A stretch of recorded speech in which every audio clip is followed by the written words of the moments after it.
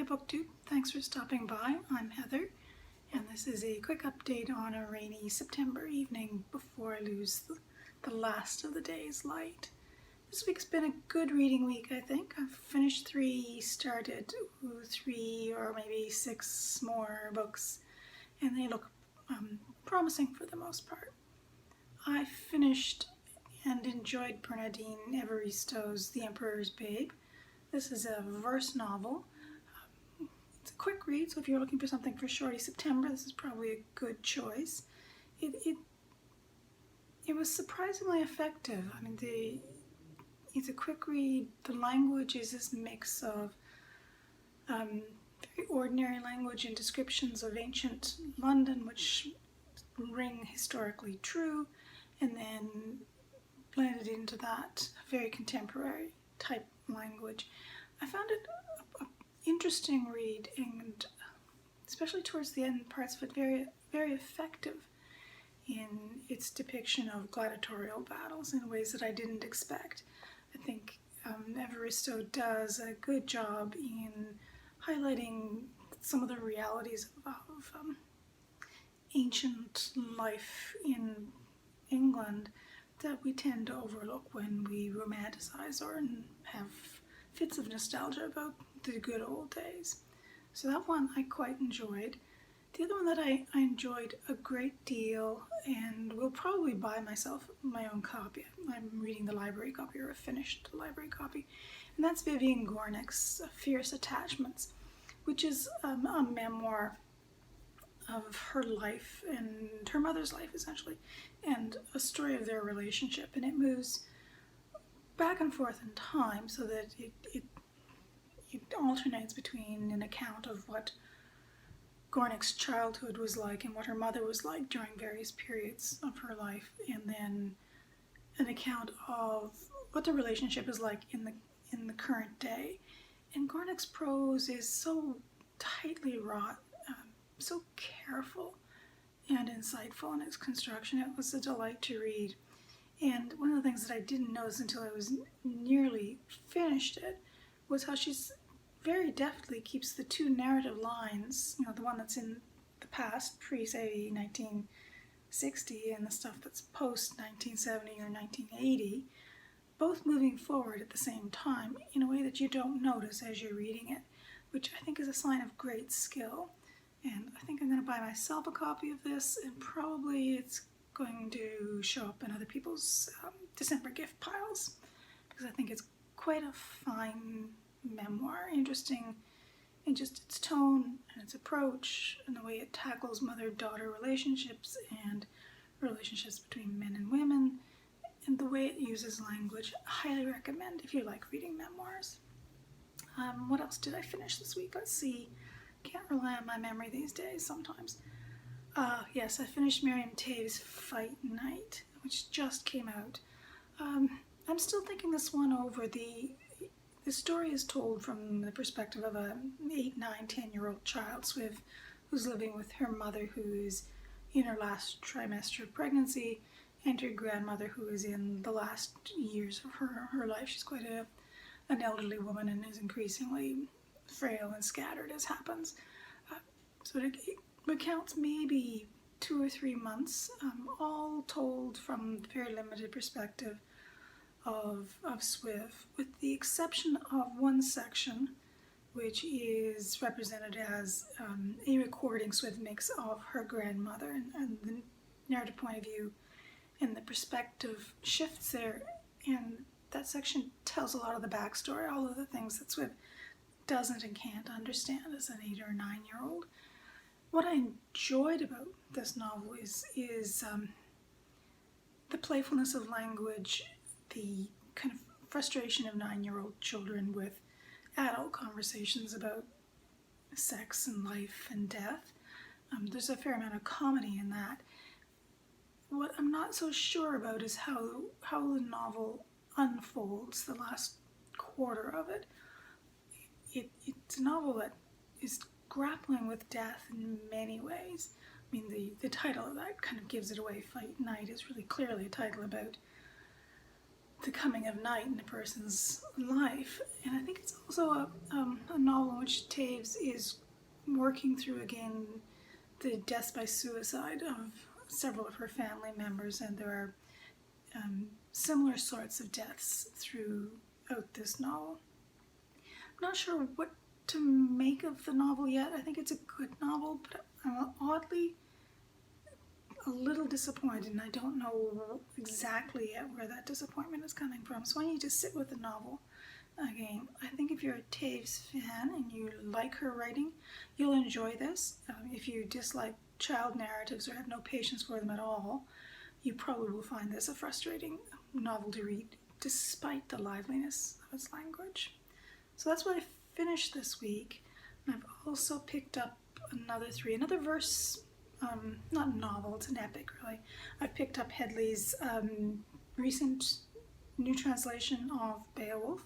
I haven't read Beowulf since I was an undergraduate, when I read parts of it in translation, parts of it in Old English. So the parts that I've dipped into so far, I'm enjoying. There's something about the structure of Old English verse and the use of alliteration and sudden comparisons that is quite pleasing. So far this is a little bit like the Evaristo in that it mixes kind of very structured poetry with elevated language, with very contemporary language. Sometimes it's a little jarring, I think, and sometimes it kind of freshens up the story. So I'm looking forward to finishing that, even though I'm not normally a reader of Old English or medieval poetry. I haven't read medieval poetry in years and years and years, so this is kind of an exploration of old ground for me. The other thing I'm reading, hold on, I gotta check my notes because I don't remember. Oh yes, I'm reading Dorothy Sayers' Unpleasantness, The Unpleasantness at the Bellona Club. I read Sayers as a young person, and I'm returning to it now and trying to read all of the Peter Wimsey novels in sequence over the next year or so. And this one is set in a gentleman's club where the victim is discovered dead in an armchair in front of a fire in the gentleman's club, and then I think the rest of the novel is going to unfold how the death happened or didn't happen, and who is or is not responsible for the apparent death in the club. And like all Sayers novels, it's got, you know, the kind of playfulness of language and cultural allusions that make her work still fresh, even though it's something that was written, probably nearly 100 years ago now. I think this time through it, I'm going to understand more of it, because I understand now more about what late 1920s England was about, and what shell shock was, and what the excess woman problem was, and what the sexual politics of the time were. So I'm looking forward to finishing that one. The other that I've got on the go is, it's a massive chunker. I've got it here in the room. It's a massive biography of Sylvia Pankhurst. It's by Rachel Holmes, and this thing is like 900 pages long, and I've dipped into it. I'm curious about Pankhurst, who was a suffragist of, the Pankhurst family, and a social and political radical. But what I'm noticing, even in the first 20 or 30 pages that I've already read, is that Holmes has a very, very digressive style. So it's a narrative that's not moving in a straightforward fashion through Pankhurst's life. There are all these interrupting, fairly lengthy paragraphs or sections providing background or context. So it's something that seems to loop back on itself over and over again. And I'm not sure how effective that's going to be, but I'm going to give it a try. It's really entirely the opposite of Shorty September at 900 pages, and there's no way that I'll have it finished in the 3 weeks I have it for. So I sense that either there's going to be a rapid renewal of the book in my future, or maybe an overdue book or so. So that's what I've got on the go. The Beowulf, which is pretty short and will be a quick read.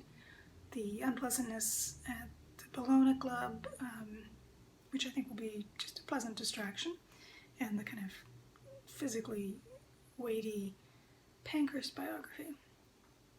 The other things I've kind of got going on the side are part of a kind of an encouragement to myself to read harder that I have going burbling along on the side, and I'm making slow progress on these things.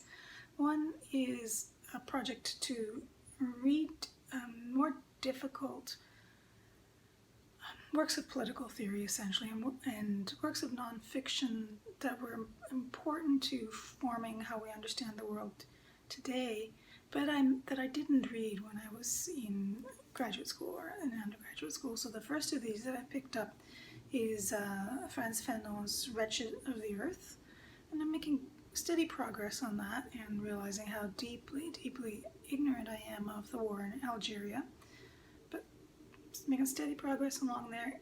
And the other is a novel. I don't think this is actually a particularly difficult novel, but I've read it before and had odd experiences associated with it and wanted to give it another try. It's been on my shelf for a reread for a long time, and that's Christina Stead's The Man Who Loved Children, which is the story of the Pollitt family. And I'm about a third to a halfway through it. I still find it as uncomfortable a read as I found it previously. There's something about the family dynamic that is painfully familiar. Narcissistic fathers and angry mothers, not a good combination, but I'm determined to reread it and to think about it as a novel that's a very well-regarded novel, but I've heard it referred to as a Marmite novel, and I suspect that might be at the core of the problem of the novel for me. So that's my reading for the week. Some happy things finished last week.